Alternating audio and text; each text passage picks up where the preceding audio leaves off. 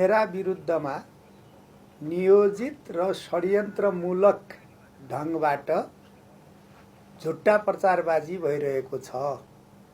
म सबैलाई के आग्रह गर्न चाहन्छु भने त्रिभुवन अन्तर्राष्ट्रिय विमानस्थलको अध्यागमनको भिजिट भिसाको विषय मात्रै होइन, मेरो सार्वजनिक जीवनमा, मेरो राजनीतिक जीवनमा यदि एउटा मात्रै पनि मैले आर्थिक अनियमितता गरेको प्रमाणित कसैले गर्यो भने, प्रमाणित भयो भने म पदबाट होइन, म राजनीतिबाट राजीनामा दिन्छु। म यो आग्रह गर्न चाहन्छु। अब यो बारेमा म विस्तृत कुरा 13 गते सम्मानित सदन प्रतिनिधि सभामा बोल्नका लागि मैले समय माग गरिसकेका छु।